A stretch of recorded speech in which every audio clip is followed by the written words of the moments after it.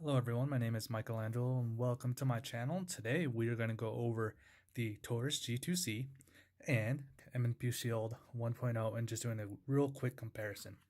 So just real quick, as you can see that's clear, the magazine's right there.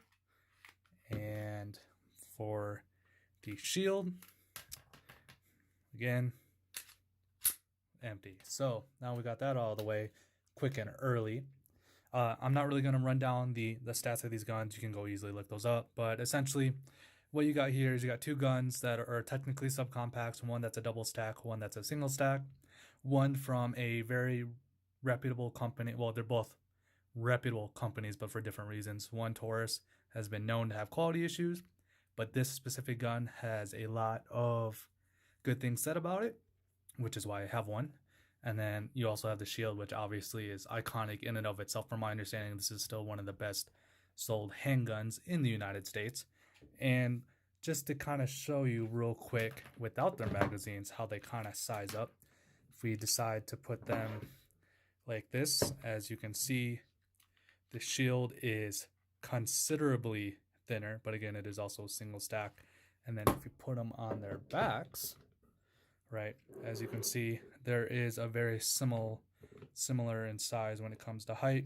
Obviously that changes when it comes to Taurus. And then when you look at length, if you put these back to back, the shield is just literally a hair shorter. Now, what makes these guns so unique? So with the Taurus anyway, what makes the Taurus unique is the fact that it is a 12 round for 9mm, a 12 round double stack magazine, and approximately the size of a shield. It's a little bit thicker, but again, you're getting, at least with the flat plate, you're getting 12 round. Well, for the Taurus, you have 12 rounds, but for the shield with the flat plate, right, you only get 7. And if you look at the difference here, right, this is negligible. Now, I would put the 10 round in here, and I'm pretty sure the 10 rounder would be about the same. But since I have the mag guts on here, which adds a 1/4 inch, it kind of throws it off on how the size would be different. But just to do it, again, there's bullets here, but the gun is empty, right? And it's going to be the same thing here when I put this on. So if you imagine a 1/4 inch less, right? Now I got to rotate it this way.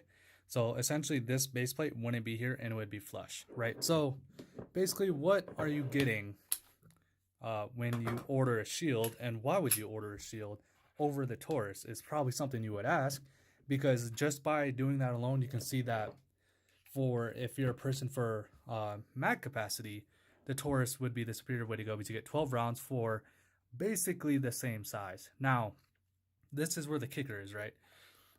And for both of these guns, I bought this gun at $250 on Palmetto State. This was a used Taurus for $150. So that kind of gives you an idea of how much I paid for these guns. So they're both, I would agree that they would both be in the budget category. And with that being said, if I had to choose between these two guns, I would definitely buy the Shield over the Taurus because of quality control issues. And just in general, the Shield has way more aftermarket stuff for it than the Taurus. The only thing the Taurus is really good for is that if you had to buy a gun today and you only could afford a $150 gun, this probably would be the gun to buy, other than a High Point. And yeah, so I personally think that this is a decent firearm for its price. You have, again, the safety. You have actually 3 safeties. So you have the manual safety, you have a trigger safety, and there's an actual locking safety right here that you use a tool for. And then on top of that, you got the chamber indicator, and then these really, really crappy sights. But yeah, for what it is, it's not bad. The texturing is not bad either. I would definitely say that the texturing is either the same, if not better, than the Shield 1.0. But to each their own. Like I said, and then there's like a double strike capability. So again, if I'm just going to clear the weapon real quick. If you pull the trigger once, right, it'll reset. And then you can pull again. And as you can see, the trigger is not very good. But again, you're paying sub 200 for a gun. All right. And in here with the shield, again, clearing it again. if you do this, as you can see, the break is a lot cleaner and the reset is a lot shorter. Like I said, I personally think that this is definitely the far superior gun in comparison to the two. But yeah, so, and obviously I'm not going to include the SIG, because if I include the SIG, which is actually right here, include the SIG, like you're talking about a completely different gun. This is a completely different size category. Between the three, the SIG is definitely my favorite, but that's more of a bias because I like bigger guns in general. And I'm gonna do a video about that later. But basically, yeah. So you have two budget options. I would definitely recommend the M&P Shield over the Taurus. That's because you can pick up one of these brand new at Palmetto State Armory for free shipping for $250 plus whatever your FFL fee is. And I think that's a stellar deal. Is it a 2.0? No, it's not. But even the 1.0s before the 2.0 were highly regarded as great pistols. And they didn't really start getting into the back burner and kind of been quote unquote ragged on until the 2.0 came out, because the 2.0 is a superior handgun to the 1.0. And again, this all comes down to personal preference. If you would much rather have a larger magazine, here is 10 rounds with the mag guts. But as you can see now, I have a significantly bigger grip and it's not as wide. But yeah, so again, it's just personal preference on what you want. But just to kind of go over the features real quick with the shield, is that you have the trigger safety and then the actual physical safety right here. There's no third safety, and then you have a chamber indicator right here, it's just a little peephole.